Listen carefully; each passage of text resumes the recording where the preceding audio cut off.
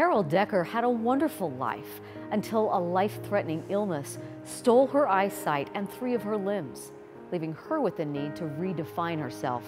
She now uses her voice to inspire others.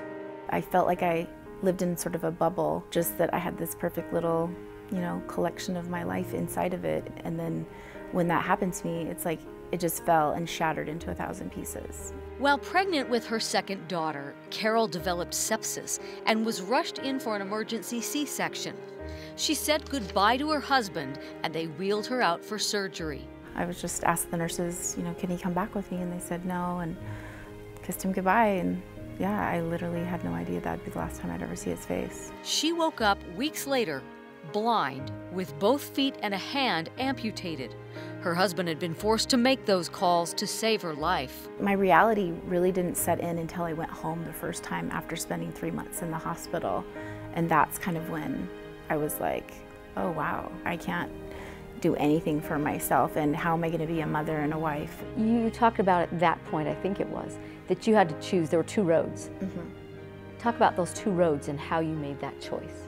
The first week I was home, I literally just cried like several times a day. And that really made me think about, okay, well, if I'm going to get better, I've got to do this. Fair to say you weren't relying on faith or the Lord to help you at this stage? At that time, I literally had like no faith.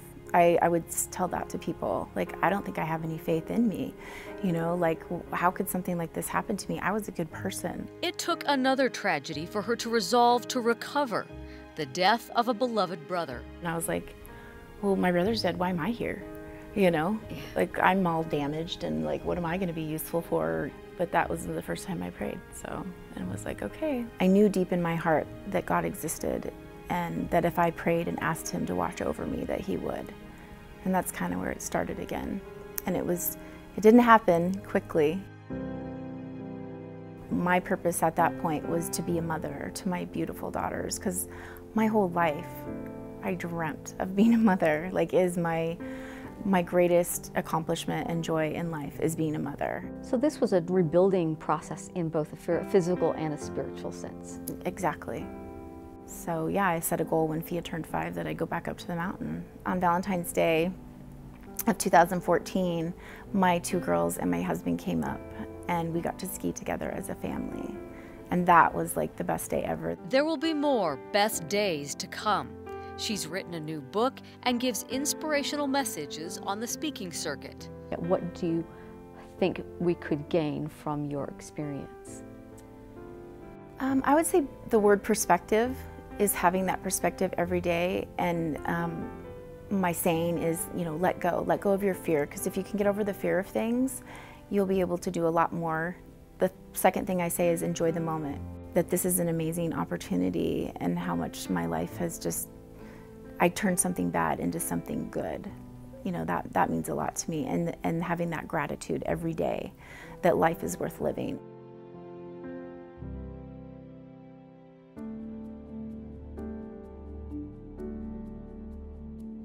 You wake up one Tuesday and you didn't know that yesterday your husband could play the piano and today he can't. Lisa is an actress and a comedian, and a wife and a mother.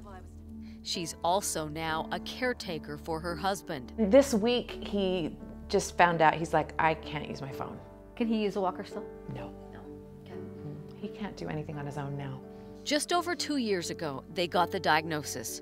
Her husband Christopher has ALS, Lou Gehrig's disease. When they told us that he was diagnosed with ALS, there's sort of this saying of like, every day he's the healthiest he's ever gonna be.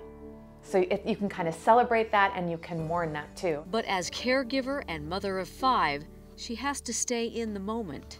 I know that I'll look back on this time in my life as the good old days, like when we were all together under the same roof. I have really just had to focus my time and energy and my mind from wandering to all of the super dark places and just to get things done and to make the best of what's in front of me right now, and to really make a conscious effort to live in the now and live in the present. How do you equip your kids to deal with what's coming?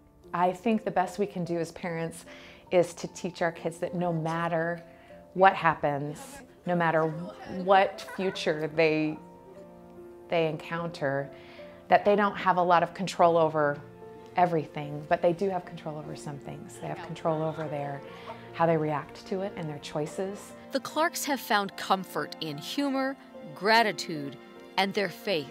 The greatest blessing that Christopher and I have had a strong faith our entire marriage, as individuals, but also together.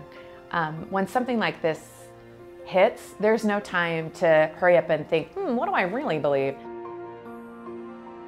This was never a test of your faith. I have a lot of friends who say, well, aren't you mad at God? Like, aren't you mad? And I just thought, no, I'm not mad at God.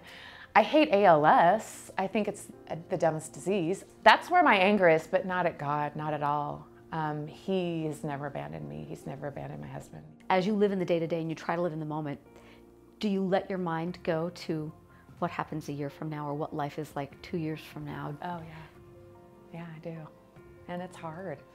That's hard, is coming from a place where Christopher and I always made plans. I could sit here and tell you for an hour all the plans that we had, and I have had such a hard time and continue to have a hard time letting go of that. Knowing that he's not going to be here very long has made me I just think, game over. Like, there's no more fun then. There's no more fun in the future. And people tell me that that's not true, but I don't know if I believe them. She's had to learn to allow others to serve her and put her trust in the Lord. I think if there's anything good to learn from my experience is that you can count on the Lord, that He will never leave you.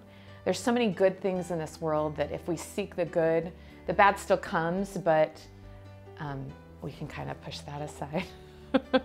And I'm learning what it means to really mourn and to grieve something, and it's different than what I thought it was. That has its place, but joy does as well. And I'm looking for it. Side by side. I know. Yeah, that's tough.